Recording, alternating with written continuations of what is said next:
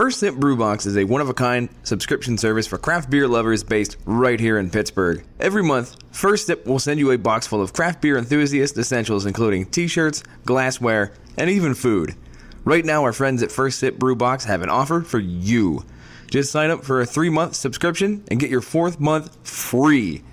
Just enter the code HOPNationUSA when you sign up at firstsipbrewbox.com. That's HOPUSA at checkout to get your 4th month free at firstsipbrewbox.com. Woe to you, O earth and sea. It's the Hop Nation USA Podcast.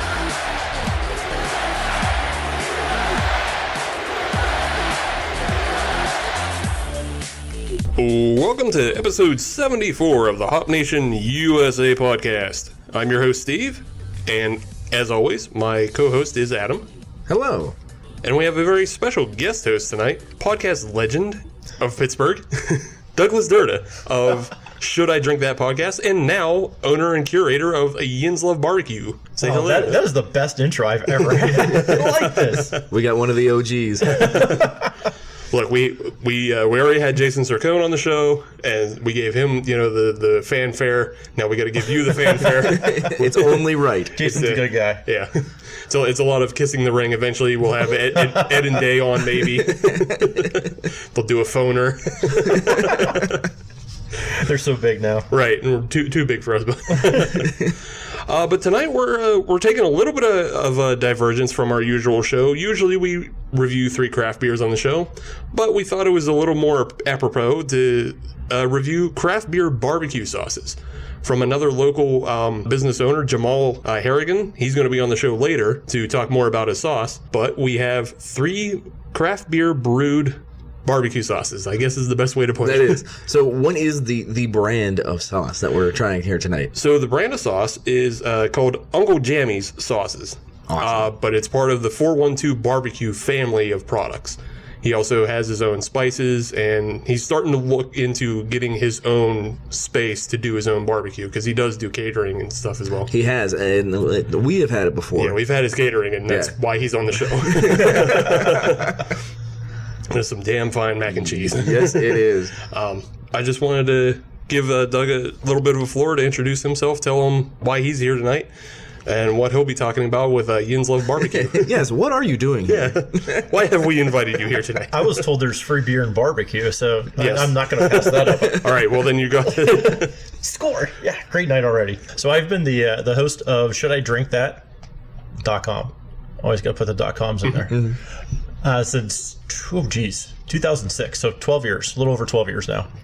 One of the OGs. Yeah. And back in the day when we started, there was actually a lot of craft beer podcasts, surprisingly. That's pretty much all there was craft beer and comedy. I guess the two go together, as we've seen with drinking partners. Oh, yes. It's a great combination. And over the years, we're one of the only shows that's actually lasted through. We had a brief hiatus recently that coming off of.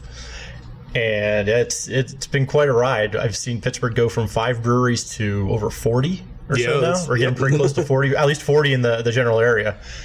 And it's been fun. I've drank a lot of great beer, made a lot of great friends, and now I'm starting to get into the barbecue world with Yin's Love Barbecue. So what kind of led to that pivot? Ooh, that's really good. No one's actually asked me what caused the pivot. So how it came about was Should I Drink That was starting to slow down a little bit. Just family life. Sick Puppy had left the show about 4 years. Wow, I think it's been about 4 years already. He left the show because his career was taking off. Just life stuff was going on. He's like, I don't really have time to dedicate to the show anymore. He's like, but I want you to carry on doing the show. He goes, do it as long as you want. You've got my blessing. And originally it was, if one of us quits, we both quit. We were best friends, drinking partners for. I hope that's not trademark. That's a trademark. That's a trademark. Damn it. Sued. You got us sued. Dave's already texting me about it now. Well, we had a good run. And we had always said that if we were going to stop doing it, then it was going to be both of us.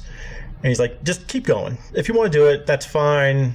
See what you can do with it as just one person. And the show starts slowing down a little bit just because I've got 2 kids and life and work, and I got laid off and I got hired and all that was going on.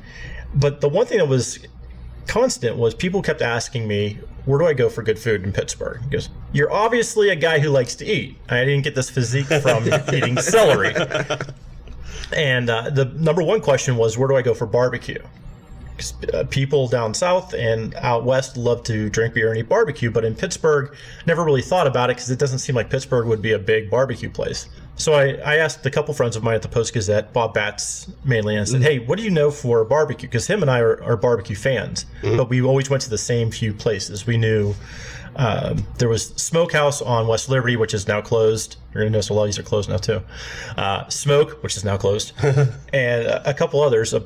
Pittsburgh Barbecue in Banksville, which is not closed. No, that's still good. They're still going strong. And we're like, there's got to be more to it. I'm curious about it. And he said, well, you made a list for Pittsburgh craft breweries. Why don't you see if there's something you can do for barbecue?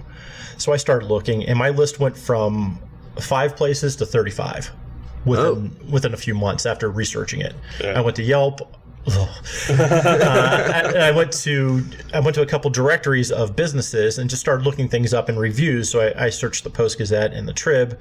I'm like, oh my God, there's 35 places. And then that grew to about 40 places. So from that, I went, you know what? People are talking about beer.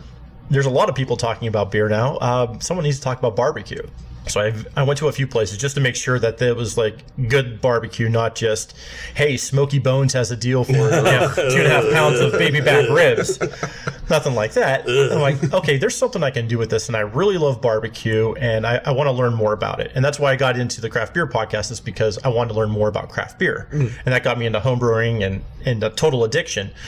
Well, same thing happened with barbecue. Now, 2 years later, I've got Yin's Love Barbecue going, new logo and everything is actually coming out this week, and I've been able to travel to quite a few places to go to barbecue fests and restaurants, and I absolutely love it. And now I've got the perfect opportunity to marry craft beer and barbecue together, which I can't think of a better marriage of two things than craft beer and barbecue. I'm so pumped to start getting back into this. I say you are living the dream with that combination. It's fantastic.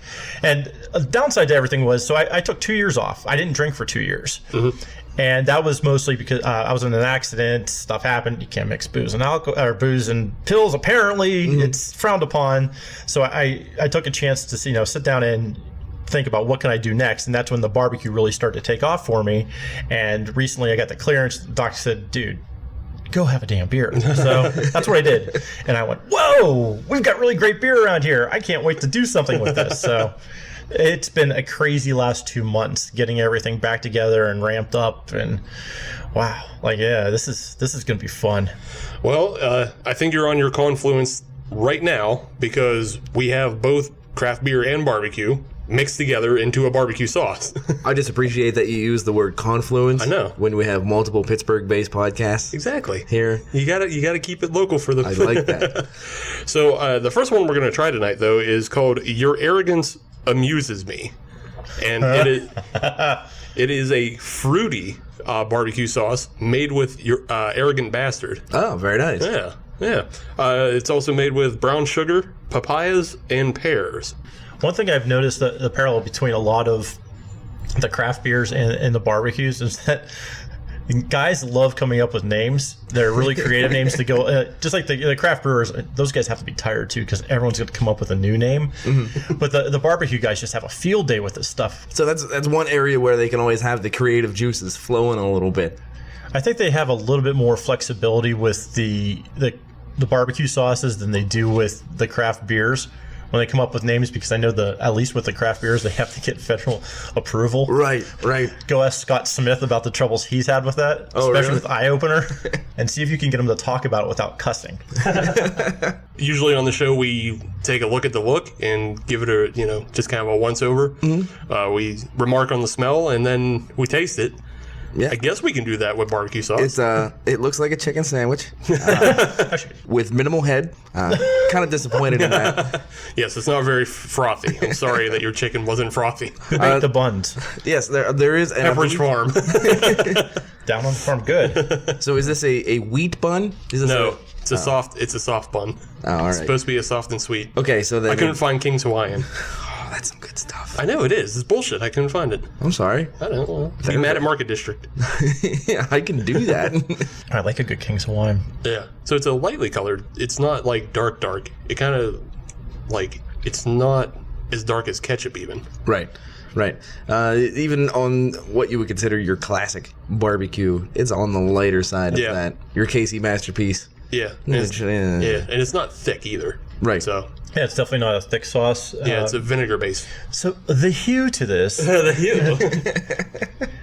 If I was looking on my SRM chart, now it's a light brown. Almost looks like there should be some brown sugar in that. I feel bad. Like I'm looking at this bottle too. Like I should have bifocals on right now because I'm old. Oh wow! All right, brown sugar is in this. Yeah, I'll take credit on that one. You guys are already digging in. Yeah, well, yeah. We do that with beer. I was smelling it, and it's just like it's very fruity, and it just it's fruity, but I'm telling spicy. you what, it's got some spice to it. It's got some. Put some on the side of your plate, and then dip your finger in it. Yeah. Wow. Oh wow! Yeah, I just took a sniff right out of the bottle. It announces itself. Mm-hmm. That's some There's good some stuff. authority to that. Yeah, I like it. See, now this goes really well with the name too. Your arrogance amuses me. If you get a big head about yourself and go go into it too much, it'll bite you. So I the wasn't thing is, expecting that bite. Yeah. Wow. it's very spicy, but it's also very good. That's the one thing that a lot of sauces, especially when you get into like the hot sauces, a lot of times they'll go heat for the sake of heat. Right. This is not that. No, this is balanced with flavor. That's the nice thing with that. Yeah. Wow, I really like the heat. all the fruits in it are like they're not easy to pick out individually. Right. But it has that sweetness that keeps it balanced. That melody, perhaps? A melody of sweetness? What kind of pepper did he use? Habanero powder, That would do it. garlic powder. He also used apparently mangoes and peaches. Okay. Mangoes in that? Wow. Yeah. Well, mango habanero is a combination that is loved worldwide. Yeah. Other spicy things would be ground ginger, white pepper, and black pepper. So This has ginger in it. Very nice. I can kind of get the ginger, but that's... Wow, that habanero is really...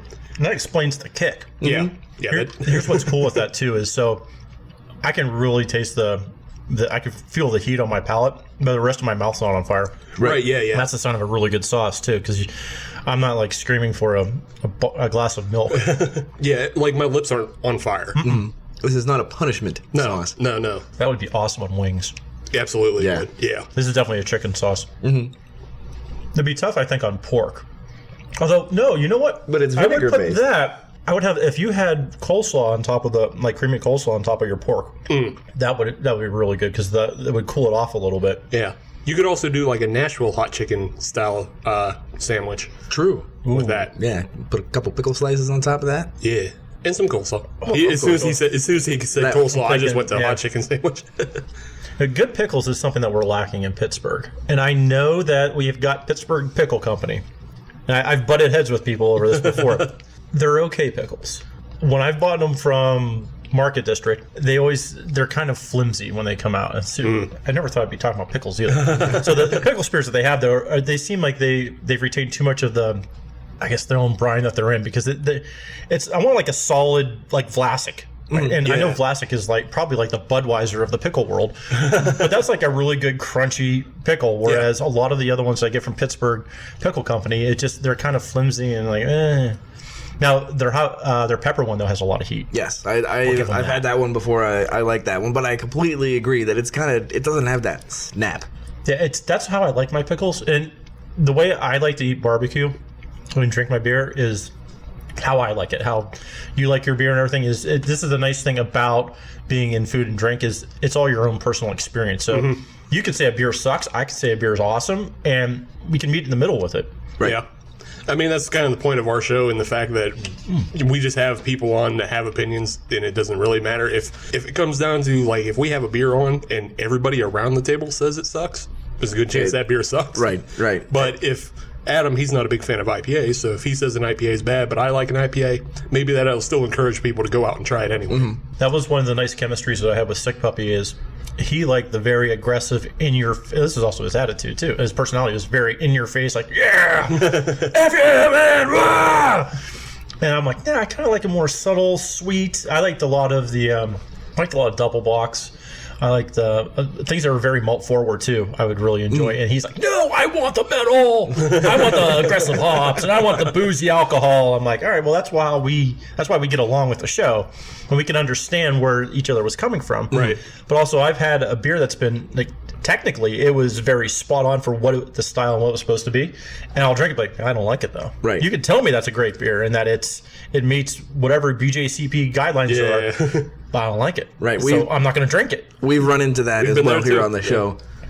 And there's times too where I've said a beer it's a good representation of the style, but I don't like it. Right. But I'll say why I don't like a beer, not just sucks. Yeah. I think if you've been listening to episodes, you may have heard Adam steal your phrase then for the style. It's a good representation of the style. That's right. Yeah. So you already got into it of like the kind of beers you like. Can you tell us about the beers you like to pair with barbecue? Oh, a lot of that depends on the barbecue I'm eating. And I say that because like when I eat brisket, I love a good Central Texas brisket, which is just salt and pepper, a little garlic, nice crust on it, a good bark, and that's it. I don't like it slopping with sauce. I don't like it any other way besides Central Texas. And I've had all the different types of it, and that's my preference. It's going to depend on how the pitmaster makes the barbecue, what types of wood they're using, and that's pretty much going to decide, what I'm going to pick if I go to a restaurant, like say, I'm at Spork Pit, for instance, and I'm going to go down there and I'm going to have their pulled pork or something. I've had that before when they were testing it out, and I'll most likely have some kind of wheat beer. I'm not going to have a Hefeweizen, but I'm going to have a wheat beer. A lot of their smokier beers, I also like to have, though, kind of a mellow IPA to it. So actually, there's a lot of West Coast IPAs I really like having with my barbecue. The problem that I run into is when I get into things that are sauced ahead of time. I hate sauced anything ahead of time, unless it's like, in this case, a sandwich or something like that's fine. But if I'm going to a pit and they've got chicken or they've got pulled pork, I don't want it sauced. I want my sauce on the side so I can see what they have. Right. And then from there, I'll say, okay, I want this beer to go with that sauce and this food. Granted, a lot of people won't go in there and do what I do. Those be like, screw it, I just want a beer, I want a meal, and go. But that's what I do when I go into even like pork and beans. I'm like, all right, I try this sauce with that meat. I like that. Give me this beer because I know that beer's profile. Right on. I do the same thing with mixed drinks too. Like Old Fashioned is my favorite, by far my favorite mixed drink with barbecue. I think that's the most diverse drink out there right now. So I'm going to put you on the spot just a little bit. With this sauce that we have here, what kind of beer do you think you would go with this sauce? Now that we've had a chance to try it. That's got some heat to it, so I'm going to go. I would even drink like a stout on that one. Ooh, because you got to calm that heat down. Need that coating. If you're going to end up drinking like a chili beer after this, you're going to be in some pain, man. You're going to be in some serious pain. But I want something a little thicker. 1050 would be awesome. Yeah. With that, knock you on your ass, but right. You'll have a good time. Details. Depending on how much barbecue you're eating, you're already going for a nap, though. So. Yeah, that's a good point too. When I know I'm going to go out for barbecue, I'm ready to put on strap on the feed bag, and I won't eat breakfast and lunch or something very light just to get me through the day. And I can sit down with a platter for two and just plow right through it. So yeah, I'll totally agree with Doug as far as drinking a stout with this habanero sauce there, because I'm drinking the full pint Night of Living Stout. Oh, nice. Yeah. There you go. Yeah, it's doing me pretty well. Very nice. I will say, though, I would also pair it with an IPA, but like a plain kind of fruity IPA. Sort of like maybe a Tropicana? Yeah. Nothing like a spicy IPA. I know jalapeno IPAs are out there, but I want to do that. Just like a nice tropical one. Icy mango. Get out. Well, it's been nice having you on the show. Mango. Maybe get a can of hams. 6 Schlitzes or whatever's free. So I got a final question for you, Doug. Where is the best barbecue in Pittsburgh? You already said that you're a big fan of the Central Texas Pit. So where's the best place to get that at? Oh man, that's loaded. Shoot. So there's no the way I see it is there's no one place that kind of wins everything. I've got my favorite thing at different places. Okay. And that's the same thing with beers too. Is I can't say one brewery is my absolute favorite because everybody makes one type of beer that I like at different places. So yeah, right. So for best ribs, I would say Two Brothers out in Presto, which if you're not familiar with that area, which a lot of people aren't, I'm finding I was kind of out by Bridgeville-ish. I never even knew Presto existed until I looked up Two Brothers on a map. I'm like, oh, look, there's another neighborhood in Pittsburgh. Because we don't have enough of those. What's really cool, too, is they got their smokers are right next to their little stand, and they've got a beautiful wood pile. It's one of those things that if you don't see the wood, you don't know if it's going to be a good, authentic barbecue place. Mm-hmm. And granted, if you're in the city, you can't really see the wood pits. But if you're out in the kind of out like they are, yeah, their wood piles are awesome. Their smokers look really cool. So yeah, they make really great ribs. They also have a brisket poutine. Ooh. Yes, exactly. They sent me a tweet about it and said, we want you to come out and try the poutine. Let us know what you think. And those curds are like just the right amount of saltiness to it. And then the gravy and the brisket was tender. It was, you've got to try it. Steve, how do you feel about just doing one segment for this show and then we go get some of that? The only downside is there's a lot of fries at the bottom. Mm-hmm. I mean, you're going to have poutine on the fries, but there's so many fries though that you're going to want to take a nap. It's starch heaven. For pulled pork, I like Southside Barbecue Company, especially with their barbacone, which you have to say barbacone, and then just blow out your meters. Awesome guys. I really like their pulled pork. Best brisket I've had is from Spork Pit, and they just opened this past week. I had it at their. They had a preview party last summer that I went to, and then they've had a couple pop-ups, and their brisket is just fantastic. Their smoker was made down in Houston. They brought it up for this. Their chef he's really tuned in the brisket. And I hope it's still just as good. And from the pictures I've seen, it looks fantastic. Nice smoker and good bark. I could talk about barbecue forever. And best sausage would be Pork and Beans. Has a breakfast sausage that's got bacon in it. Oh boy! Topped with an egg.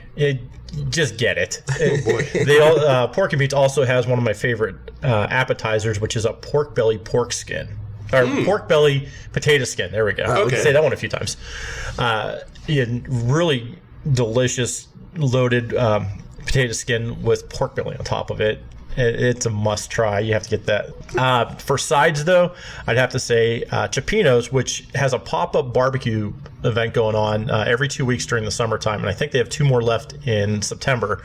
They're more known for their whiskeys and a cigar bar down in the Strip. Yeah, Chef RC just makes fantastic food down there, but his potato salad really stood out. Good brisket, too. And then mac and cheese is at Bobby D's in Kennedy Township. I was out there a few weeks ago to try out his menu, and his mac and cheese is hands down. I will fight anybody who says that this is not the best mac and cheese in Pittsburgh, because it is so good. Is it bacon or no? There was no bacon in it, but there's smoked Gouda, and it's the secret is the type of noodles that he uses, but you have to go there and see it. And if you've been around Pittsburgh, you'll recognize the recipe, and I can't say who it's from because he told me not to. Okay. But when you taste it, if you've had it before, you're like, I know that taste. It's like grandma made it. It's so good. Good. All right. Yes. All right. I've got some places already. Yeah. Yeah. This is going to be a quick episode just so everybody knows. And if you ever need to go on a barbecue trip locally, too, I mean, I've got plenty of places. I've gone as far as Cleveland for barbecue. Nice. I've gone to Erie, too. I actually drove up to Erie one day and said, you know what, I'm hungry for barbecue. Federal Hill is open. I'm going up there, and they make the best. This is next to brisket. My next favorite thing to eat is a beef rib. Like, just not the little short ribs, but like the big 1.5, 2 pound beef rib that's like $40 and will just put you into some kind of shock because it's so greasy and delicious and buttery. And yeah, Federal Hill is probably one of my. I wish we had a Federal Hill down here because I would be there all the time. It's so good, and they have vegan wings, chicken wings. Really? Huh. They use whatever that stuff is. That's seitan or whatever it is. It's that whatever. It's Satan's concoction.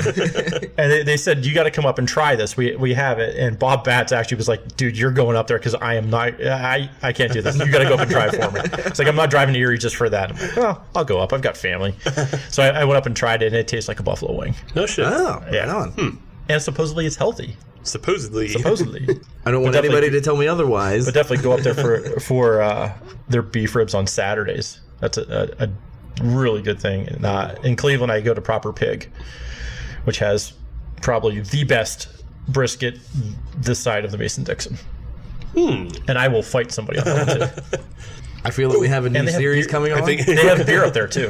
Doug fights somebody in a parking lot. Doug fights over barbecue. Wouldn't be the first time I fought someone over my opinion. Usually it was over beer. Now it's barbecue. Just let me chug a 120 first. It gives me muscles. All right. Well, if you have any... Does that answer it? Yes. Very long answer for it, but... If you have any suggestions, I'm sure you can just email Doug. Go on the yinslovebarbecue.com website. yinslovebq.com. Coming back, though, to our first sauce of the night, your Arrogance Amuses Me, the fruity barbecue sauce made with Arrogant Bastard. What did everybody think about that one? Oh, this is a damn fine sauce. I like it. Yeah, That's a spicy one. Yeah, I like this sauce. I don't think I found it as spicy as you guys, but then again, I eat crazy hot Thai food, so... That's fair. This is just right in my wheelhouse. I really like it. Yeah. This is the right amount of spice where it's hot and you know it. Right. But I don't think you're gonna pay for it. Like, yeah. And that is. Yeah. I don't think you'll pay on the rear end. Right. Having not drank for... Is that right? Is that good English? Yeah, screw it. Yeah, sure. Podcast. We never had good English. It's a Pittsburgh podcast. I'm pretty sure you can say Yes, drink. guys. Let me tell you about this. No, that sounds more Boston. Yeah, screw it. Not drinking for 2 years. The other thing I had was a really bad palate burnout because I drank for like almost 12 years straight, drinking really good craft beers constantly. So I was able to give my palate a rest. And my biggest concern coming back was that I wouldn't be able to taste the beer like I used to. And the first one I had was the Hop Farm small crop session IPA, and my mouth just went crazy. Like, oh my God, all these different flavors. So with sauces, though, I've noticed I can pick out a lot of really good, like the smallest detail to sauces. So that sauce, the heat on that is, I don't want to say it's perfect because I don't think anything is ever perfect, but damn, that's good. Yeah, that was perfect. Well, okay, yeah, shit, I just said it. Yeah. It was perfect. No, it was the right amount of heat. My mouth wasn't on fire, and yeah, it was really good. It was flavorful too. That's what I like. Check plus. Oh, absolutely. Well, we've got 2 more left for the evening, so we'll see if anything can conquer it. I don't know, but we'll come back with segment 2, and Jamal's here, so we can get him to talk more about his own sauce. Perfect. Hooray. Come on back. Yeah. Check this out. There's a Seattle company called Devore that enables discovery of new and exciting beers and breweries. Devore gets the best independent beer from literally around the world. Denmark, New Zealand, Belgium, and of course everywhere in the US. The app is incredibly simple to use to get some ridiculously good beers delivered right to your door. And right now, anyone who signs up with the code HOPNATION can save $10 off their order of over $25. That's TAVOUR.com, Tavor. Welcome back to episode 74 of the Hop Nation USA podcast. You're listening in to our craft beer barbecue sauce episode, where we're reviewing and trying craft beer barbecue sauces from the Smokey City's 412 Barbecue, and this is specifically the Uncle Janny's line of premium craft beer barbecue sauces. Ooh, I like that. Premium. So I want to introduce everybody to Jamal Harrigan. He's the owner, proprietor, and brewer. I like to call it brewer of these sauces. Yeah. Sure. Hey, hello. Welcome. I guess this is Hop Nation, or I don't know what you guys call your listeners, but we don't have a term yet. So feel free to call yourself a citizen if you want. I think we've used that once. Oh, yeah. Okay. Hop Citizens. I like it. You heard it right here. TM Hop Nation USA podcast. I'm hashtagging that right now. Yeah, Hop Citizens. I like it. Oh my God, we just created something. That's right. We are breaking new ground. It only right took here. us 74 episodes. Hey, I'm just happy to be a part of that creation. Right We're there. making history. Yeah. Well, we're happy to have you on the show with your fantastic barbecue sauces. For everybody who was listening to the first segment, I don't know why you would skip to the second. Right, but that's bold that you got right here at this point. You're right. So you got here right at the right time, because I'd like you now to introduce your second sauce. Oh, definitely. First of all, I want to thank you guys for all the kind words. I was sitting there in limbo, just hearing everybody talk about, your Arrogance Amuses Me. This second sauce is Hooray for IPA. I wanted a fun name, and this is one of the top sellers. It's made with Southern Tier was it 2 times IPA or Two times, yeah. 2 times IPA. Tomato mustard base. Very scaled down, only a little bit of garlic powder, black pepper, onion powder. I really wanted the beer to kind of stand out on this one. And as a bonus note, you guys, Dennis has probably been on this podcast from First Sip Brew Box. Literally, this sauce and Your Arrogance Amuses Me was created just specifically to be like exclusive for their brew box. This sauce right here that we're going to taste literally is the first thing Dennis asked me to make. He's my neighbor 2 doors down. He comes up, hey, working with Southern Tier, can you make something? I'm one person. I can never say no. That's why I get overloaded a lot. As I'm like turning to go back, Dennis, being Dennis, is like, oh, we're shipping out on Thursday. Oh, jeez. So I had like 8 days to come up with a sauce with Southern Tier, and for my process, it takes a much longer than 8 days, because you got to do a test batch. Well, you got to do research, test batch, and then you actually have to do like a small production batch. 8 days was insane. But this is what I came up with in those 8 days. Apparently, it worked out for you because you said it's one of your best sellers. Right. So. Yeah, it is a hard charging sauce. I'm trying. I got like a secret plan to kind of ingratiate myself with Southern Tier. Maybe we can get like a deal going. I like Sell that. some at the tap room. That's exactly what I was thinking, going down to the North Shore. Yes. I think it's best we get to just kind of remarking on it. We'll try it, see what's up. Yeah. I mean, I don't know where you want to start. If you want to look at the smell, taste. We do it all. Yeah. Okay. If you want to look at all 5 senses. Yeah. Well, I can take you through it. First of all, this is going to make me sound like a crazy person, but when I first started out, trying to actually become a better, barbecue sauce maker, you wanted to look at like properly seasoning and making sure, you at least fit the bill. So I basically tore apart, an 8x11 piece of white paper, and every barbecue sauce that I was like researching, and I'm talking like, when I say I'm neurotic, like I clear out a shelf in a supermarket and now I have like 50 barbecue sauces just with a swatch of paper, and I have barbecue sauce splayed on it so I can see Oh, wow.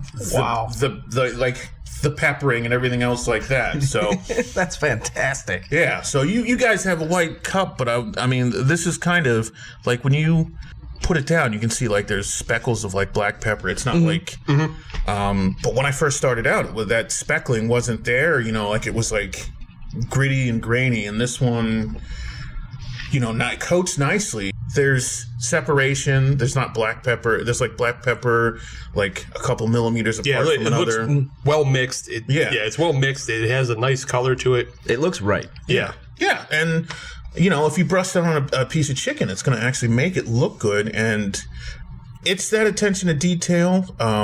You can actually see. Well, viewers at home can't see it, but when you look at it after you pour some of it out there, you can see there's a little red in there.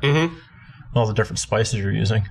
Yeah, it definitely gives it more character, because like when you just look at like Casey Masterpiece, it's just slop on there. Like this, you can see the actual ingredients. It looks good, right? And I'll tell you, I've been eating while Jamal was talking. I really like it. I think this is another good chicken sauce. Okay. I like mustard based sauces, and this one, like, it has that little bit of tang to it. It's definitely not hot at all like the last one. But I'm a big fan of this. I like it. All of your fans in Kansas City are now going to protest too. What you said about Casey Masterpiece. Don't do that. Please don't. This is Jamal talking to you. Just listen. I am good at what I do, and it's not a put down. I was telling an anecdote off air about my mac and cheese. I was in the room when Doug's made his comments about the wonderful mac and cheese. My ego was like, "Oh, you can't let him do that." But I'll fight you. I know. Doug will fight you. I'm going to fight you with a bowl of like mac and cheese, though. I'm going to throw it at you. Mac and cheese. Yeah, exactly. Mac and cheese fight. That's it. I haven't had your mac and cheese yet, so I know. I got to get stuff going. So it's the best tasting mac and cheese that I've had to this point. Exactly. Yeah. I don't talk myself up enough. That's probably my worst. I didn't understand this. It's probably my best thing as a human being, But as a business owner, Yeah, it's terrible. You got to sell yourself. absolute worst. I mean, when I was at the tryouts, That's why you got to start fighting Doug with mac and cheese. That's how you promote Oh my yourself. god, that would be Mac and cheese throwdown. that would be the most immature but the best fight ever. Like, Here's what I'm thinking. We get hooked up with the good people of the KSWA. Okay. We go down to Spirit Lounge. We get them in the squared circle. That's the opening card. That's the curtain jerker. Yeah, I like where this is going. But I don't make the mac and cheese. I just eat it. Right. that's well, okay. Bobby D's makes the mac and cheese. You got to see if you can conquer. Oh, you get them involved, and you can be the valet, bringing them to the ring. Or he's the ref. Ooh, there you Yeah, go. special guest referee Doug. Yeah. Bobby D's mac and cheese versus Jamal's mac and cheese. Thank God I bought this Fitbit so I can go hit some more steps here. dude, I will stand right next to you on that treadmill and just feed you mac and cheese, pulled pork, and brisket. I want a poster of that. That's my new avatar. Dude, see, that's what I That's my need cover to do. photo right there. There you go. That is what I need to do to self-promote myself. Literally, my whole gambit is I just have people taste at the booth, and I can just shut up. Because, like, I'm an introvert, so it's, like, perfect. It's just like, you don't need me. Taste this stuff. I mean... Hey, and you know what? We saw at work last night. We were at a brewing competition, and you just happened to show up with the sauces that we're tasting tonight. And people tried it, and then people just started buying it. Right. It was the craziest thing. You'd only been there for 5 minutes, and then immediately people were just buying your sauces. You also do spice rubs as well, right? Yes. Yeah. And if it wasn't for my whole setup being with somebody else, because I had somebody else work another market, I would have sold that.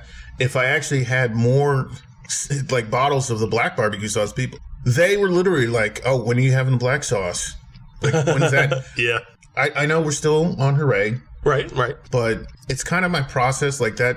The reason the sauce is all black is basically because my brain wouldn't let it go, you know? Okay. Yeah. I couldn't, like, every time I would, like, look at my notes, you know, and, like, the concepts. Like, I have a concept list that's about 60 to 70 sauces deep, but that's over barbecue and wing sauces. Okay. And this is going back, like, 13 years where I want to... I mean, there's even a sauce where I'm like, I want it to taste like a Big Mac, you know? But that's... Wow. That's... You could pull that off. That's like... But That's Holy Grail shit there. Yeah, it's like Holy Grail. There's a lot of stuff. Like, there's some crazy stuff that isn't just concept. Like, because there's concept, and then there's actual, like... You've had test batches, tests, and you're like, yeah. almost there. Yeah. And then there's some stuff back from the state college days where I actually, like, I snuck into Tussey Mountain Wing Fest a couple of years. Like, the 1 year it was very blatant. Where I just tacked on to the Quaker Steak and Lube. And then the other year, they just, I don't know what happened, but they just kind of let me do it, you know. And it was just me. Like, I had no help both years. And so, like, I still had the proudest thing about that is I still had a line. That's awesome. Crazy. Nice. 1 year, I didn't even do it. Like, I had this one chick that just came for this one sauce. But the third year I was up there, I was not doing it.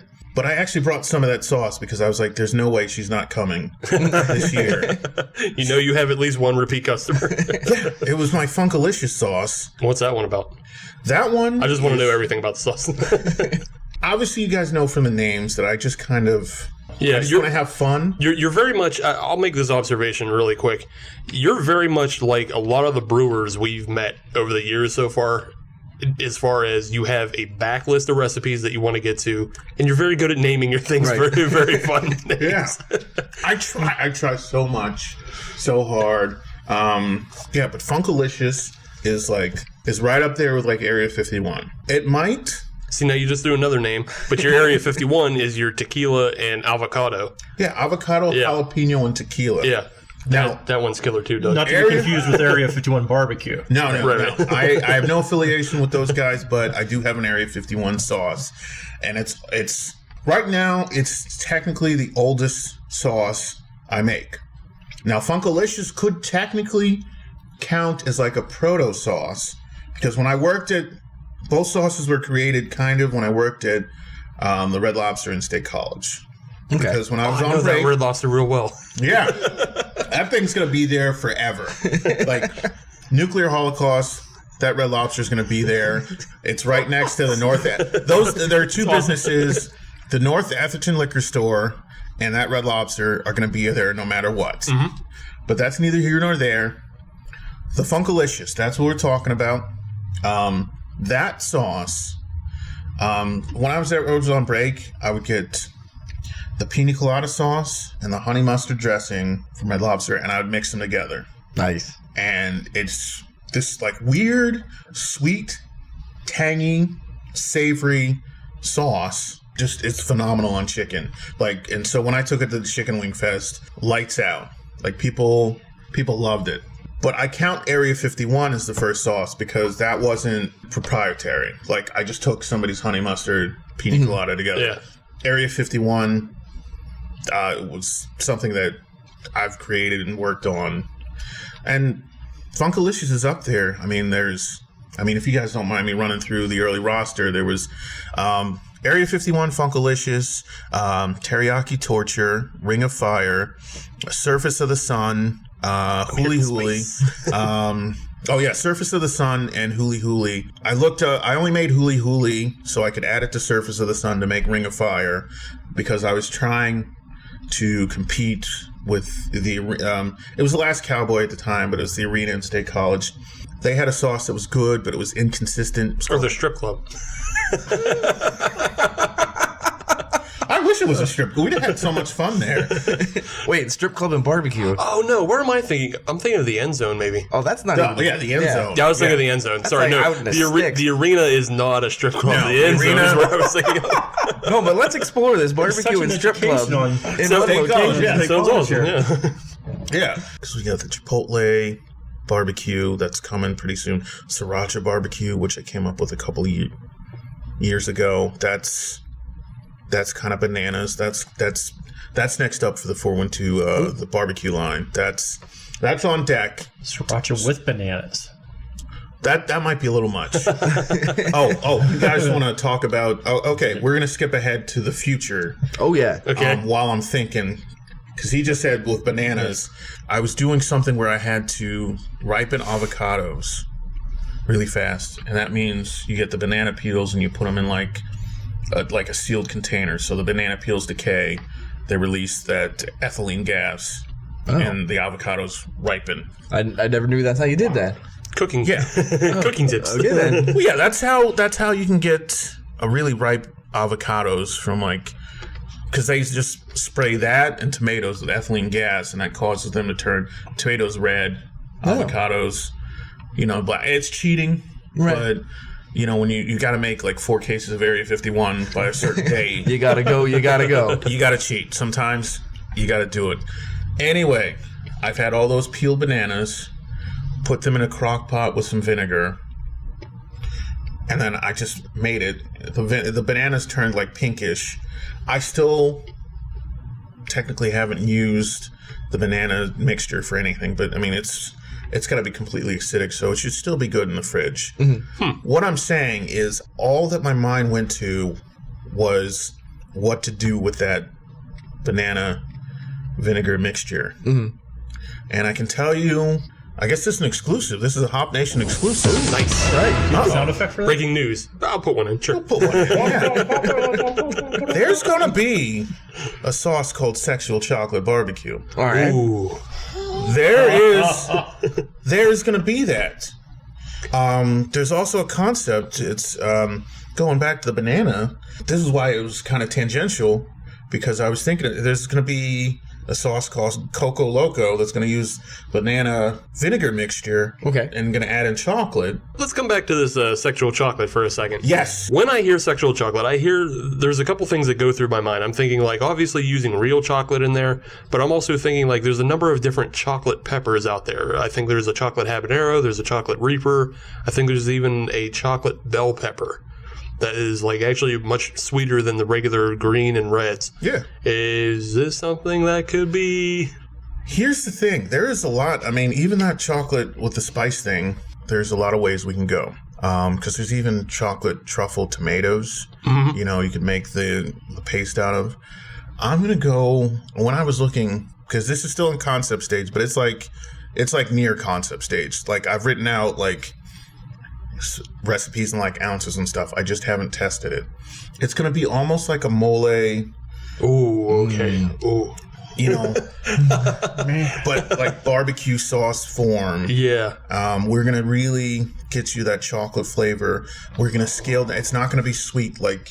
Yeah. So what I did is I overlaid it over a Carolina vinegar sauce and a mole. I don't know if it's going to work, but in my mind, it might. It should. Yeah, It just might. Yeah, I support this endeavor. yeah. And if you guys want like a spiced up version, I will more than I like. could. I could. We can do an A and B. All right. We can do an A and B. There's no. I mean, and we can also add a chocolate stout if that makes it eligible. Like Yeah. you guys don't understand when it's this early in the testing stage. You can just go wild. Fair enough. Go wild, go nuts. I really dig, being asked to like challenge, something if that's how people want to do it. I mean, I do have my crazy stuff, but a lot of my stuff is just like, Dennis coming with this one. Hey, can you make me something? Yeah. That's a challenge. That's a challenge I like to accept because it means being creative and creating something. It's not somebody coming in and saying, I want exactly that sauce. No, Right. do something similar. Yeah. Can you make something with this? Can you do something yeah. with Give it your chocolate? Can own you do twist. something? Right. Yeah. Dude, anything from like some people are like peanut butter. I put it down on that list and that concept list grows. And I think that's, if you can take anything out of whether I stay the same size or I grow to be, a successful millionaire, I think the one thing I derive joy out of is actually running through that list. Just that creative process. Yeah, I mean it's great because you get to do off the wall stuff. That's kind of that's another reason I launched the Uncle Jamie's line. Obviously, some of it's for the money. Yeah, you should always try to do things Right. for money. Right. I don't mean it like that, but I mean like the higher margins help the business definitely. But the Uncle Jamie's is more me. Like you're seeing more me in the sauces. Okay. Because there's only so much you can do. The Smokey's going to be a hybrid and be like your regular barbecue. Yeah. The Golden is going to be Carolina mustard based. There are strict guidelines. Yeah. With sauces like these, I can go crazy stuff like sexual chocolate barbecue. I can do Coco Loco where it's just going to be like a banana barbecue and stuff like that. And that, that's something we see in breweries as well. Like breweries, they have their kind of set, we have an amber, we have an IPA, we have a Hefeweizen, we have all those things, but then you get deeper into their roster, and it's a lot of the things that the brewers wanted to make for themselves, that they wanted to see come out. It's like a lot of the scratch series that's out there. Absolutely. Exactly. Yeah. Yep. Yeah, the scratch series, the hole punch series, just things people want to see come out. Like, I know the guys at Grist House, they wanted to put out, like, their sours, so they started doing the Kaboom candies and things like that. Here's the cool thing with Pittsburgh and why this is the only market where this could happen at for when it comes to barbecues, because all the other regions in this country are set on it has to. If you're in Carolina, this is your style of sauce. If you're in Kansas City, you've got this. I shouldn't say only in Pittsburgh, but in pretty much in the Mid-Atlantic states, here on the East Coast, we can get away with this. Right. You can do whatever you want, and you can make the best barbecue sauce out there, and everybody else, well, we make the Carolina Gold. And, well, we've got the sweet tomato, and that's what we make. But in Pittsburgh, you can make whatever you want. Right? Yeah, we don't have that. We don't have that regional restriction. Right, and I think that's what Pittsburgh style is. I mean, there isn't a set. This is what Pittsburgh style barbecue is, and I don't know if we'll ever see it really because Pittsburgh's got such a hodgepodge of cultures. Yeah, that are here. Exactly. Yeah. But I'm just going to throw pierogies on everything. Pierogies and fries and ranch. There you go. And we're set. But that's the great thing about Pittsburgh is you can really do whatever you want here, and as long as it tastes good, people are like, do it. Yeah, I totally agree with what all that Doug just said. Hey, me too. That's what I get joy from. It's just the fact that people have been accepting. I just had a brilliant idea. How's that? You need to start a line of pierogi sauces. Listen, sauces. Sauces are the thing to do, and I will do it. I've never been resistant to that. I have been resistant to putting my face on the bottle. By the way, for the hop citizens. The hop citizens who can't see the bottle at the minute. Hop citizens. Yeah. Well, sexual chocolate, you could put Randy Watson on there. Thank you for that. Oh my goodness. I was waiting to see, with all the 80s and 90s references I keep hearing out of the show, I was waiting for it. Mr. Randy Watson. Yes. We actually probably would have said Mark Henry, but Yeah, that's what I was going to go with. Oh, okay. That works too. That would have been acceptable. Wrestling. But yeah, no, it was definitely the name was inspired by Coming to America, a wonderful movie. And you can't do it without doing it with like the graspy voice too. It's a fantastic movie. Well, fantastic movie. Fantastic sauce as well. The Hooray for IPA. We should get back to this sauce. And great wrestler too. Yeah. Fantastic wrestler Mark Henry. Get at us on Twitter. Get at us on Twitter. Mark Henry's from Texas. I'm sure he knows a good, and being as big as he is, I'm sure he knows a good bit about barbecue. He knows his way around. I'll sit down with a platter or 5 with him. I will make those platters for you and Mark Henry. I think it's time to get back to this awesome sauce, the Hooray for IPA. What did everybody think? I'm going to start with Doug because he was the first to induct himself into the Clean Plate Club. I watched him just take everything down. Yeah. What I really like with this, after hearing all the spice and everything you put in it, this is incredibly smooth. Like, it's not... This is the problem I have with making sauce, is my sauce is always chunky. Yeah. Usually from the garlic. But, dude, this... Oh my God, when you said tomato mustard, Yeah. you don't hear about that stuff. Yeah. This is so good. I'm just going to keep eating it. Yeah. I think that's the lead in right there. Right. No, it's so good. I would definitely throw some pork. I'm not a big chicken person, but pork. Orgasm with the pork. Like, I appreciate it. It makes me very happy. Happy. Yeah. Adam, thoughts? So for me, this is how I would like to enjoy an IPA. I kind of, yeah. Yeah, this is another just well executed sauce. It doesn't have the heat as the first one. Doesn't have to. This is a good, smooth, I can't quite say all around sauce, but it kind of is an all around sauce. I could see this being used on a lot of different meats and a lot of different capacities. And bottom line, it's just a good sauce. Yeah. That's the best thing I could say about it. It's just a damn fine sauce. Yeah, for me, I'd agree with that. I'd also agree with, I don't think it's an all-around sauce. Like, I don't necessarily think I'd put it on, like, my ribs or my pulled pork or my brisket, but this is like a turkey, a chicken, some of the sausage out there. Like, even bratwurst, I would throw this on some bratwurst. Ooh, because it's a mustard base. You get That's not a bad idea. yeah, see? But, yeah, ooh. This would be awesome on sausage. Yeah. It's such a tangy mustard, and like I guess a little bit of that tomato. It's a really high class ketchup and mustard mix, a high class one. That's right. She's classy, damn it. Oh, yeah. He uses ketchup, not catsup. Catsup. I don't think anybody's spelled it catsup since 1899. Go to Indiana. I prefer That's all not I'm to. saying. Not Indiana, PA, but the state. Yeah. They love their catsup. Do get a little bit of a little hoppy tone to it. Yeah. And I really wanted to scale down everything. That's why I use brown sugar instead of molasses. You really want it to be the focus, the beer. You want the beer to come over, and we got lucky. I'm not going to lie. We got lucky that the bitter and the hops didn't, like, override everything. Right. Yeah, had you like with a 2 times IPA, that's kind of a big beer, but had you used something like the 120 minute, you might have run into that problem of it being too hoppy and too bitter. It's crazy, the fact that I could hit essentially a couple home runs, is, especially with the your Arrogance Amuses Me. I literally didn't taste the beer until everything was already on the stove cooking. Like, I'm sorry for beer people out there. I know that sounds weird that you would already have like a batch in a pot and still not taste it until then. But It's a once very again, unique beer. time constraints were applied for both projects.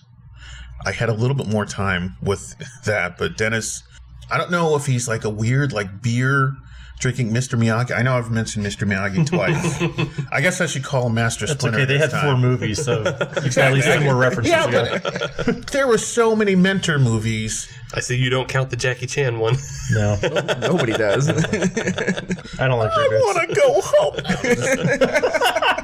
No, I'm sorry. I don't mean to make fun of Jaden Smith, but he really does get the most out of me. Like, although next time he comes and he's like, "Oh, you only have this many days," I'm like, "No," and then I'll do it anyway. Yeah. But you feel better about it this time around. Exactly. You told him no, at least. I think this would be too thick if you had molasses in it. The consistency, the texture wouldn't be there. You went the right way with the brown sugar. Yeah, because molasses has that kind of it just takes something out of it, you know. Well, I think the sauce works as well as it does right now. I don't think it needs anything added to it. I think it's pretty great. With that in mind, though, we still have one more to go. And it's game time. I know. It's game time because we're coming up with something out of the world. It's something I don't think either of us have had before, but it's going to include squid ink. That's your little tease for segment 3.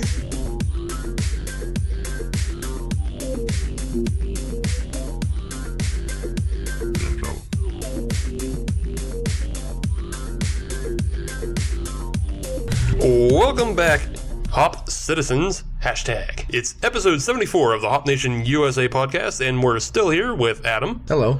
And Doug. Hello. And Jamal. Hola. We're now ready to move on to our third craft beer barbecue sauce. And I'm going to turn it back over to Jamal to introduce this third incredibly black sauce. That's all I can say. Right. I know it's insane, and to look at it, yeah, it is completely black. It's almost Vanta black for a sauce. That's a good reference. That's a good science reference. Vanta black. Yes. Coming to a bottle near you. It absorbs 99.99% of all light. Yeah, and that's kind of what this sauce is. It's just a really dark sauce, but it's a good one, I guess. You know, that we got some feedback the other day, and it's weird. It was supposed to be just like this novelty. Like I told you, I mentioned the list earlier. This is one of the things that was on the list. Mm-hmm. This was such a concept. Like I didn't have a name pre-picked out, so I'm having trouble like naming it now. I mean, Penn Dark Barbecue is good, but it doesn't have the zing or the remembrance as your Arrogance Amuses Me, or Hooray for IPA, or Area 51, or Funkalicious, or Ring of Fire. I mean, maybe you just go Vanta Barbecue. That's kind of what I was thinking. Black Sunshine. Something like that. Yeah. It's got a Black Hole Sun. Oh. I think I want it to be something. I'm gonna think deep about this because I really want it to represent something about me, because it's such a special barbecue sauce. Something like maybe to do with like one of my favorite shows growing up as a kid or something. I'll probably rewatch some stuff just to get something that like resonates with people. Other things to throw out there: Carl Sagan, The Black Knight. The Black Knight. Yeah. Tis but a scratch. Tis but a scratch. Tis but a scratch. Yeah. Barbecue sauce. Yeah. There we go. Anything to do with the film Event Horizon? There was a lot of black hole stuff talking there. Yeah, now you're. We'll spitball with Yeah, you. we'll figure it out. Your label could be like Metallica's Black Album and just have your little logo in the bottom right corner, like just a shade. Do you lighter. understand that I once? Lars will sue you. I'm just letting you know. Right now. I'll take We'll get you on. sued, but we'll also brainstorm with you. Yeah. That's why I have the black shrink band on there, because I was gonna just have it all like blacked out, like blacked out barbecue or something like that, you know. Because I mean, even that one fits blacked out barbecue, because you got the beer in it, Penn Dark Lager. Big shout out to Penn Brewery. This one is tomato, mustard, but it's a big component of like mayo. Really? Yes. Okay. Yes. As far as like spices go, because I think out of all three, I'm getting the most beer flavor out of this one. I'm going to have to go look at the recipe again. There might be a higher percentage of beer just in this one. I tried to keep it in a certain range, just not so it doesn't get overpowered or, it doesn't thicken enough, which, by the way, I'm happy with the thickness of this one. I taste like kind of a brown sugary, like molasses taste to it. Yeah. Okay. And then I'm also getting kind of the maltiness of the Penn Dark. Yeah. But like otherwise, like I would say this is like obviously the least spicy. This is more of just kind of a creamy, Give me some words, Adam. Pantaloons.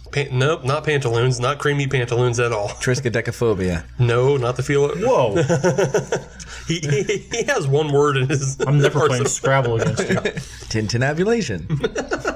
I'm just in awe that you could say those. Very impressive words, not the words I was looking for. Listen, you didn't specify. I'm sorry. It's kind of more of a thick and creamy sauce rather than being kind of that spicy and tangy. This is something I would almost put on ribs. I can see that. Yeah. Yeah. We're definitely going to have to do black ribs now. That's just a crazy thing. Yeah. People are going to be like, hey, you burned the ribs. No. Those aren't burned, those are charred. That's the thing. You can't tell. You can't tell if you char this one. Oh, no. I cleaned out the pot today. It gets darker. Yeah, no, you cannot tell because when I was making it, I was like, I wonder if I'm burning the bottom. And you just can't. You're just looking at blackness. It really is like Vanta black. It's just like, God, I hope nothing fell in there because you guys are getting it. Natural seasoning. There's a lady who's big in the barbecue scene named Jess Pryles, who's known as the hardcore carnivore. Try saying that after you've had a few beers. All right. And she has a rub that's basically, it's black. It's charcoal. And I was thinking about when you said making the ribs with this, I'm thinking, I wonder how many dishes she's made with her hardcore carnivore black rub. And you look at it going, I don't know if that's done or not. Holy shit, that thing it's black, but you better do a temperature reading on it. I am jealous, not to interrupt, but I am jealous because I do want to start research and doing a black rub. The number one thing I've really wanted to get off is since living in Pittsburgh, is the black and gold pack that I've been thinking, because I want to start a subscription box and I want that to be like the flagship thing. Have a couple of different things, like have a black sauce, have a black rub. I've already introduced gold dust, as my mustard rub. Another restaurant. Yep. I know. I couldn't name it anything else. I was like, I agonized, and I was like, Looking at this too, I'm thinking like paint it black. Yeah. I don't think the Stones are aware enough of the world around them. They don't know what's going on. Yeah, so you shouldn't get sued by that. You're good. yeah. But it's something like that, and then get that together. And I got the gold barbecue. So, up to this point, and maybe this is something you want to, just try for yourself at home, Jamal, or maybe give to some other people. But I'm thinking of Big Shot Bob's. And I don't know if you guys have had their wings, but they do a couple, mixes of they have, I believe they have a black rub, but then they also do a golden barbecue sauce with that, and they call that, a black and gold. Yeah. Maybe you do this the reverse. You do the gold dust with this. See what you come up with. God. I don't know. We only have 10 locations in Pittsburgh now. I know, right? And 15 probably by the end of next week. Oh my God, I remember. Love you, Meg. Every place I move now seems like I got a Big Shot Bob's pretty damn close to me. And there's one over in Beachview, right by us now too. Yeah, there's one in Beachview. There's one all the way out in Hopewell. There's going to be one in Cranberry here in the next couple of weeks. What? Yeah. God damn it. Yeah. So Doug wasn't wrong when he said that they'll have 10 more. Yep. That's fantastic. I mean, Yeah. Good for him. Good for them. small business expanding. I do gotta ask. I know we kind of alluded to this a little bit at the end of segment 2, but how did the sauce get to this color? What was the How did the additions on that? squid ink find its way? Right. All right. Did you squeeze the What squid did into you do the to pot? the squid? Did you terrify it? Was the squid happy? I have my intimidation. Oh my God. Well, when it comes to this, I hated, I hated school, but when it comes to stuff like beer, sauce, or anything else, I do catch myself reading up, keeping a keen eye out. And I noticed I read about the Kuru burger in Japan. Okay.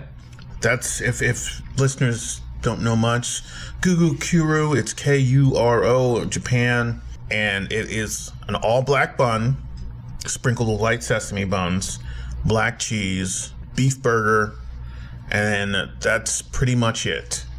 It looks crazy, especially with the sesame seeds on it, and that kind of stuck. We do it here in the States, but apparently they use a really dark green ink.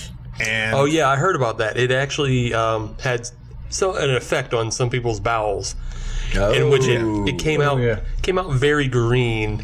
That made them really freak out. I can imagine so. Yeah. So those are my options with turning it black, where it's just that really dark green stuff, or going with the squid ink. And I chose the squid ink because, I was on this whole, let's try to make it as natural as possible kind of kick, I think that's a better way to go. Yeah. Oh, yeah. Well, the pooping thing, definitely, because... If I get the green apple splatters from this, I'm going to be upset. There's another hashtag for us. Oh, yeah. Sauce hobo, green apple splatters. Yeah. Hop citizen.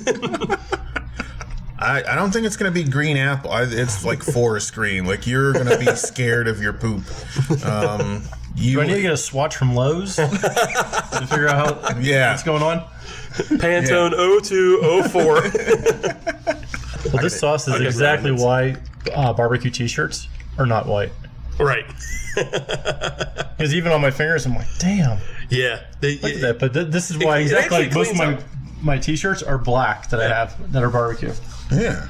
And if they do make white ones, it's some promo that somebody screwed up. Oh, yeah, definitely. That's amateur night when you see people, like, what Same are you thing going to do with with beer that? shirts, too. Like, because we spill all the time. Yeah. You don't. We had white SID t-shirts, and when Sick Puppy got them, I'm like, you fool. I'm like, you know how many times you got to do laundry? What are you doing? And he's like, what? It looks good. I'm like, just wait. First beer fest, whoosh. Brown stain all over. Yeah. Here's your lesson. That is not a mistake we made. We have black and dark blue. That's what it's all about. All right. Well, another good sauce from Jamal. Agreed. It's going to be hard when we get to the podium at the end of this episode to rank gold, silver, and bronze, but we'll see how that works out. But for Why they now, pay us the big bucks. Yes. But for now, Adam has a little bit of a barbecue trivia quiz. 12 years, I'm still not getting paid. Damn. Oh, yes. So here's what we're going to do. It's very simple. We're just going to have ourselves a simple quiz based on barbecues and meats and things of that ilk. What I'm going to do is going to go to each individual. I'm going to ask you a question. You have 2 opportunities. If you were able Terrible at this stuff. That's okay. That's I'm all going to right. lose my barbecue card before I even serve my first brisket. Guys, chill out. That's why I'm here. I don't know shit about shit. Don't worry. You're good enough.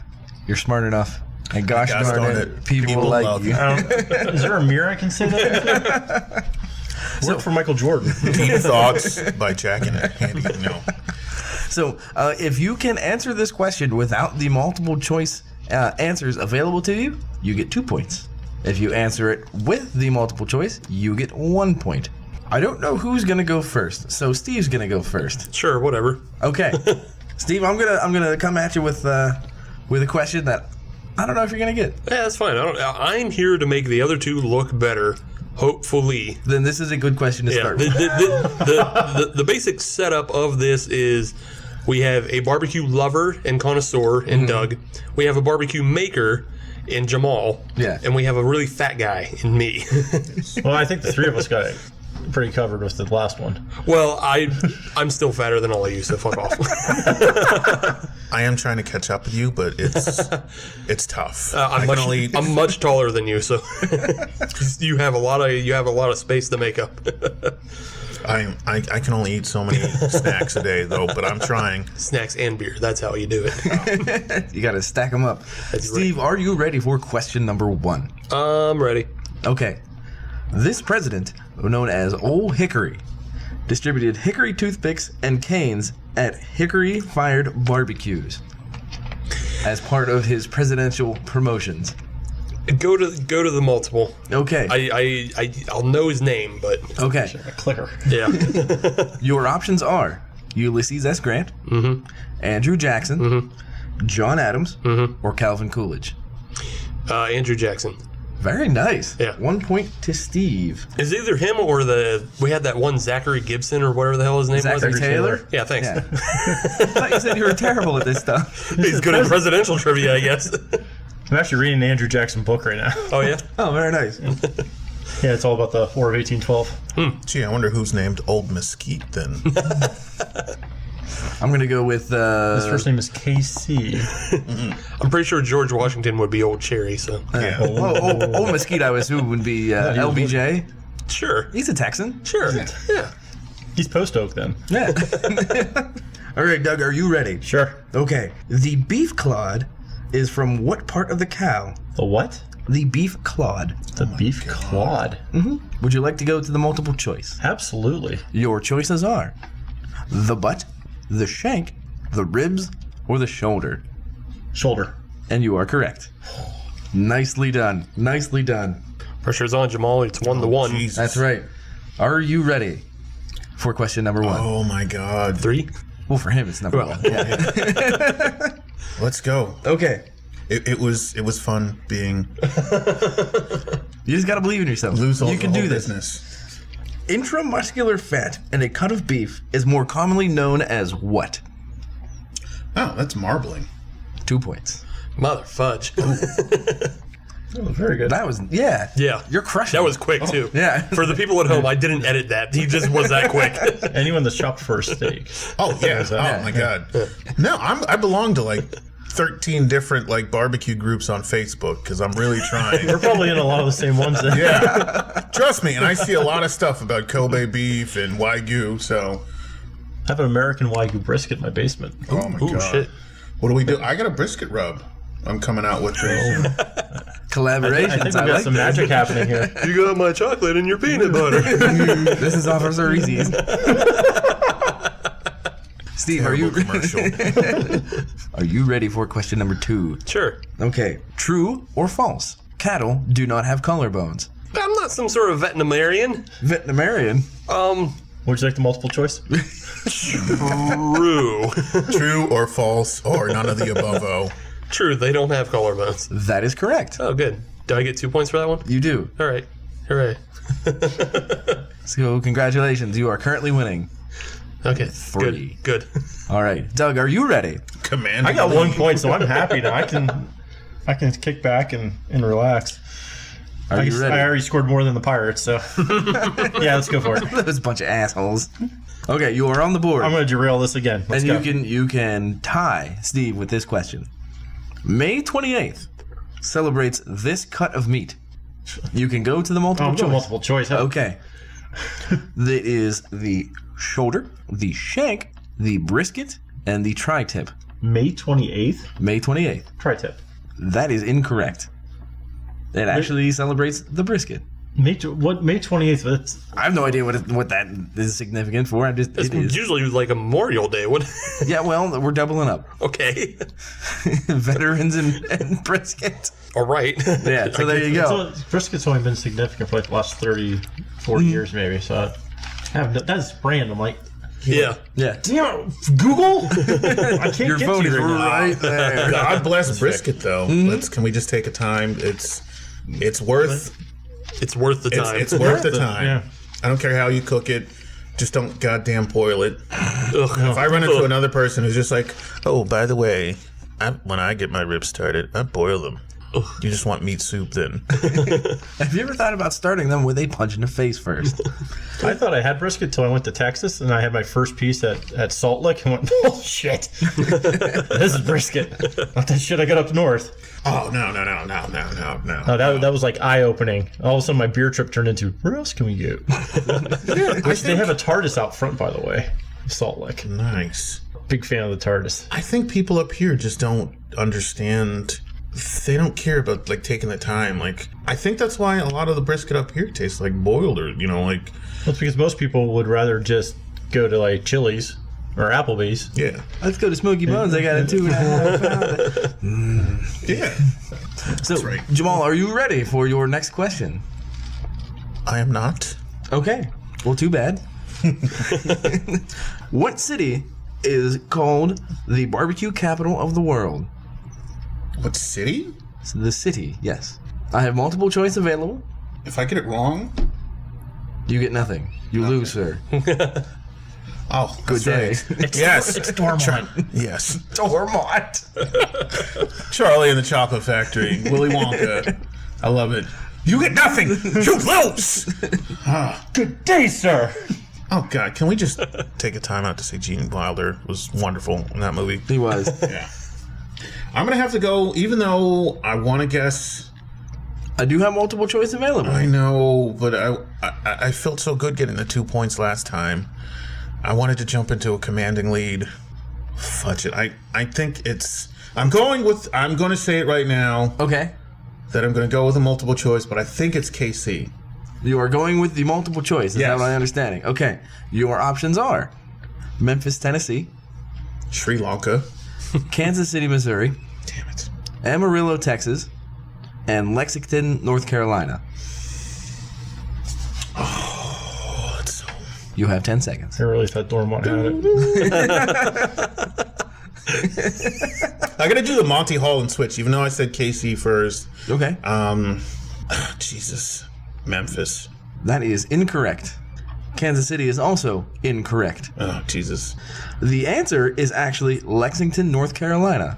Really? Something they gave Right. to themselves. Pretty I much. can only assume. Right. Yeah. Because honestly, I was sitting here, I was like, I bet it's St. Louis. But then no, that wasn't even a choice. Right. That would have been a good one to throw in there too. Yeah. Well, I had to get Texas in there somehow. Right. Yeah. Yeah, it was not No, I was Amarillo. First of all, you were probably watching Necessary Roughness, because that is the armadillos. I think that weren't they Amarillo? The Amarillo armadillos? I thought they were like North mean, it Texas sounds State or North something like Texas. that. Yeah, but I think it wasn't like Amarillo or something. Who cares? Kathy Ireland was their kicker. Yeah. Scott Bakula was their quarterback. It's a quality team right there. You got Sinbad on defense. All right, now you're going past the cast list that I don't know. That's okay. Once you get past Sinbad, I got nothing. But he was not dressed as a genie. Or was he? So back to these sauces. Yes. We have the Penn Dark barbecue sauce we had here on segment 3. Let's do a quick review on this. What did you guys think? Steve, I'll start with you. I like this one. It's a lot kind of a smoother and creamier. I've already said it's a thicker sauce. You get more of the beer because I don't think there's as many spices and other additives in it as the other two sauces we had. I thought it was pretty good though. Doug, thoughts? Yeah, what he said. This one was definitely it definitely had a thicker body than the other two that we've had. It was a little bit more of a mellow taste to it. I'm still not sure what exactly I would put it on, because I wouldn't put it on ribs. I wouldn't put it on pork. It's tough. I don't know, because I'm used to a lot of like lighter sauces, lighter bodied sauces on some of those other things. Ribs, I think it's a visual thing of seeing black on ribs. I'm just like, no. So that's probably why I'm not thinking ribs. Yeah, the beer definitely stuck out more, I think, in this one than the other two, which wasn't a bad thing at all. It's just I'm not sure how I would use it. I would use it. I don't know what I would put it on yet. I feel like it's another thing. Like, I also just wanted to keep saying chicken for everything because we were eating chicken tonight. So, Frog legs or interesting, yeah. yeah, I'm not sure what I would use it. And I think it comes down to it being a visual thing, though. Mm-hmm.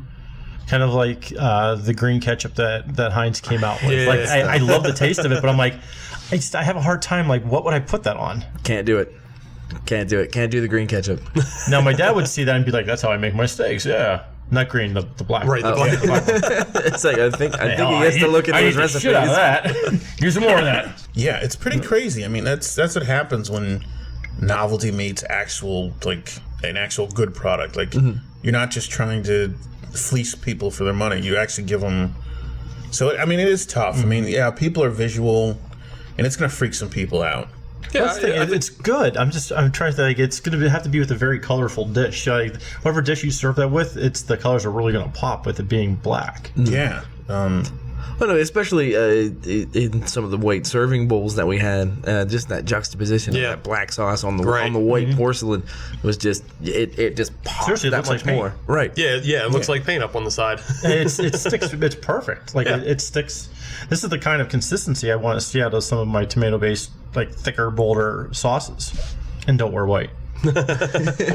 So yeah, my take on this, again, very enjoyable sauce. I almost said beer out of habit.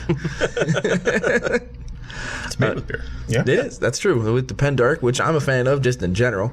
So using that in this beer is another plus. In this beer, in this sauce is a plus. But I like this sauce. It's got that good body to it.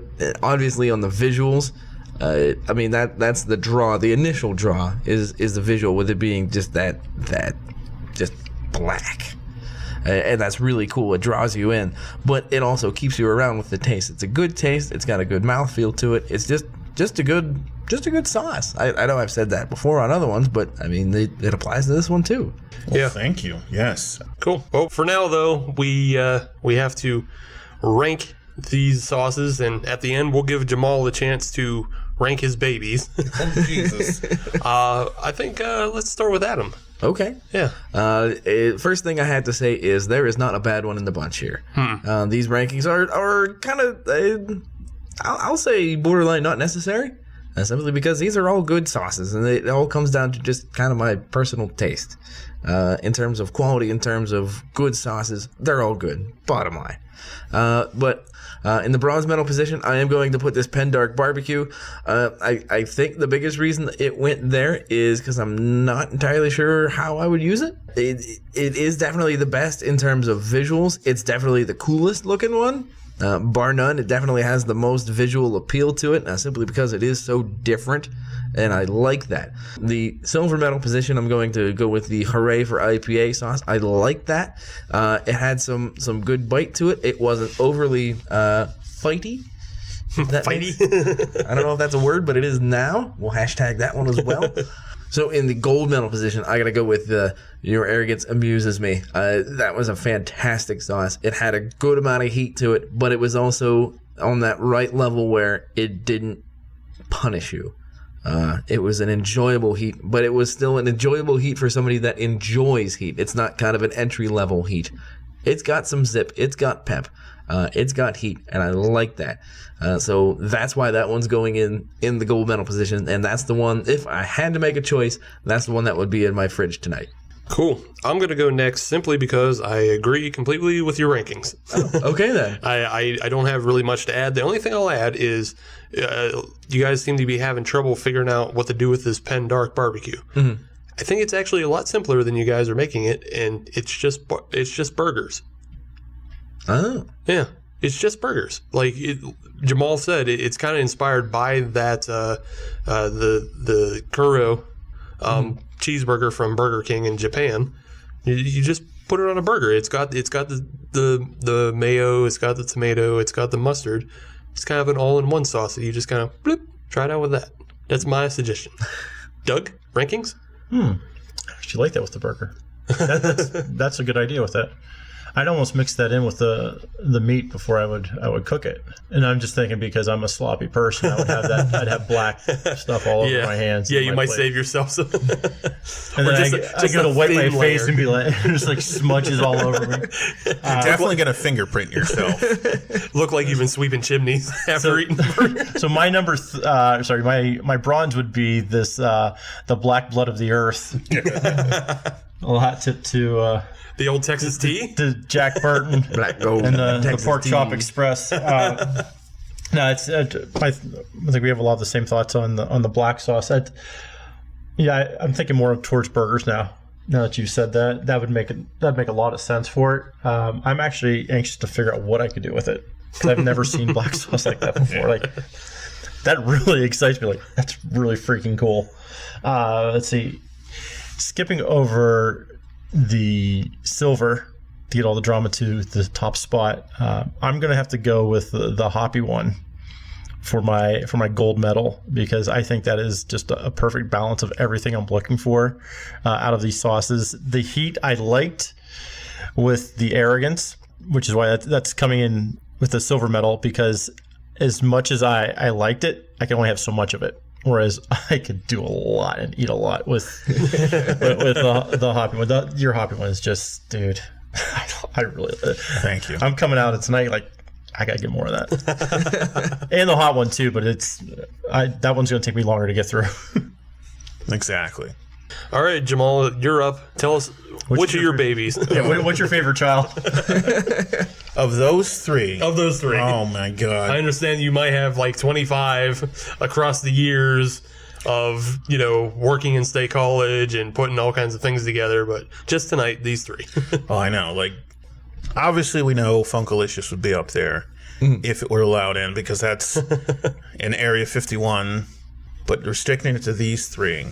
The Penn Dark, which name pending, It's probably going to change in some form, but for right now, codename Penn Dark.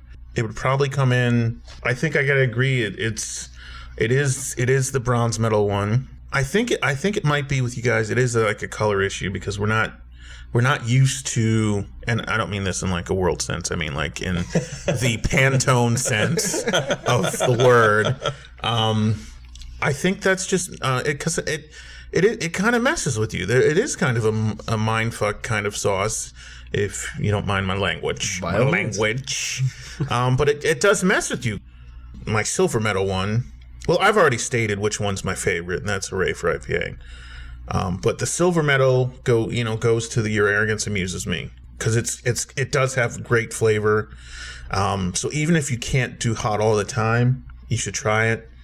The beer comes out phenomenally, at least in my opinion. The ale's not obstructed, even with the fruitiness that I do like pears, mango, peaches, and papaya in there. I do, yeah.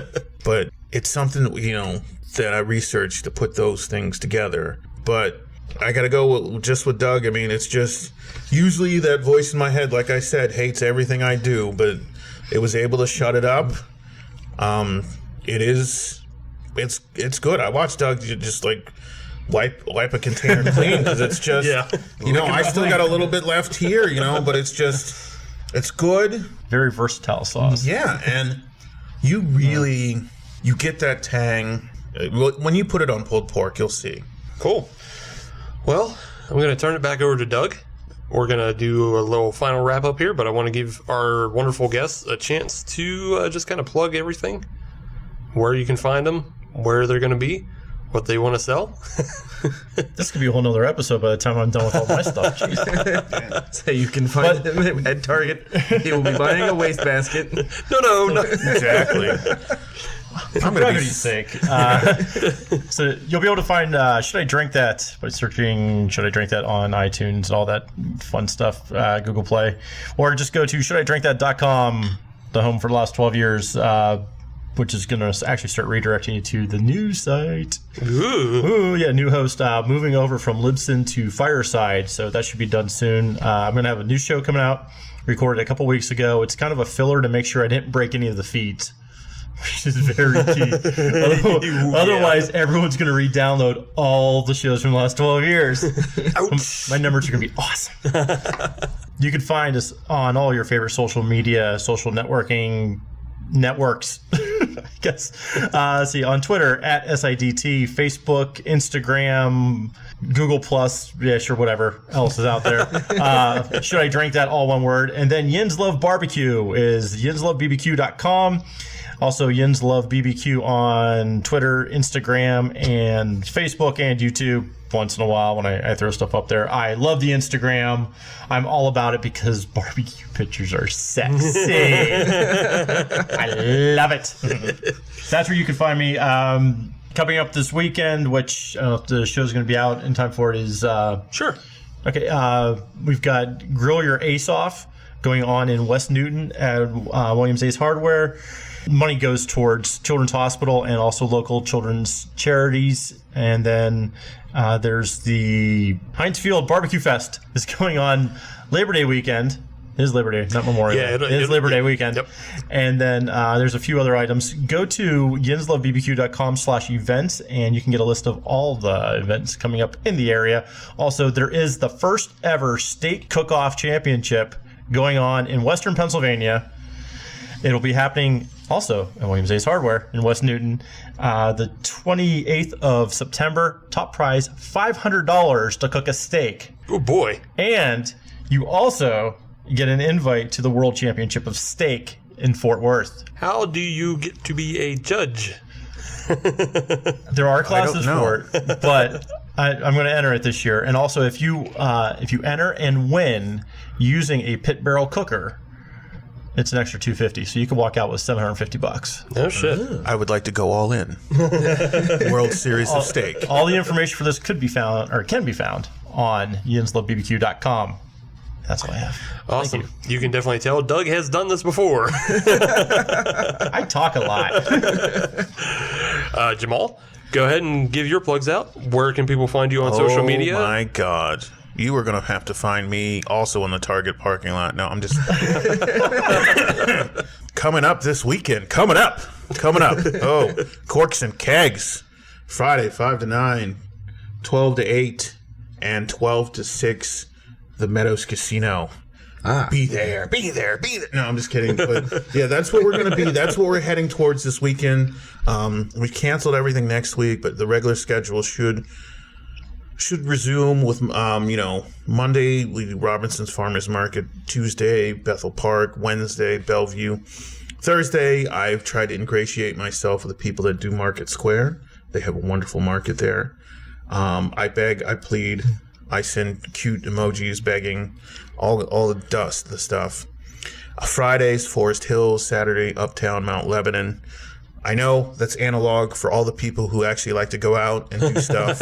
Now, for those futuristic people, it is 412bbq.com. I just got approval to put Area 51, Your Arrogance Amuses Me, and Hooray for IPA on there, as well as Gold Dust and Cajun and the Brisket Rub. They're all going to be added when I get a little bit of time. It might take me a couple of weeks. If you really want, they're all eligible for me to sell now. So if they're not on the site, just message me on Facebook. You can message me at Uncle Jammy at 412barbecue.com. Jammy is Jammy. You just hit me up. I will meet you anywhere. I'm like, I know we talked like the mac and cheese battle. I will meet him anywhere. I watch old school wrestling. I will take you down. Woo, yeah. No. 412BBQ at Instagram, the 412BBQ at Snapchat, 412BBQ, I think, at Google+. But yes, please, try my sauces. Come out. Find me somewhere in the world. Because I want you to try it. I just want you to be happy. I have a million concepts. If you don't like something, I'll find something else you like. I'll make it, and it'll be good. Awesome. Well, if you want to find us, we're on social media as well. All you have to do is search Hop Nation USA, and that'll get you Twitter, Instagram, and Facebook. And if you want to listen to brand new episodes of the Hop Nation USA podcast every Friday, just search Hop Nation USA on Stitcher, Podbean, and iTunes. And if you're on iTunes, leave us a 5-star review because we are a 6-star show, but they only let us use 5. But that is how we grow the show. And we also grow the show by you telling your friends. So go out there, tell your friends to listen to us. Tell your friends to buy some sauce from Jamal. Tell your friends to go look up yinslovebarbecue.com and find some of the best places to have barbecue in Pittsburgh. Don't forget about the mac and cheese fight between me and Doug. And we'll bring that. Yeah. And we'll be sponsoring a mac and cheese fight alongside the KSWA sometime in the future. Maybe next year under the bridge. Battle under the bridge. It'll be good. Thank you. There's my dad joke for the night. You better be ready. Adam, do you have anything else? Oh yeah, he's the pun guy. He should be coming up with these. I'm not. I'm sorry. I guess I'm all provolone on this one. That's a stretch. It was. It was like a mozzarella. Oh my god, you just got owned with a cheese pun. I know. He like every now and then I'll get him. Every now and then he'll get me. That's okay. Return service there. You like tried to smack it, just smacked it right back. As a lactose intolerant guy, I'm highly offended by this conversation. All right. Well, I just want to thank our guests again. Thanks, Doug, for coming out. Thank you. Thanks, Jamal. And with that, we'll see you all next week for episode 75. That's a big one. Yes. We'll see what happens.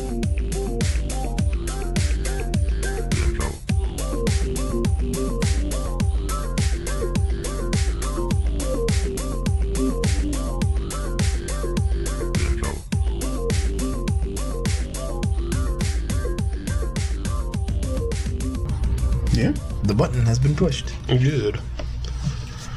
It's more like the button has been depressed. I mean, he'll come out of it. It's fine. Yeah. He's just having a rough month. Oh, God.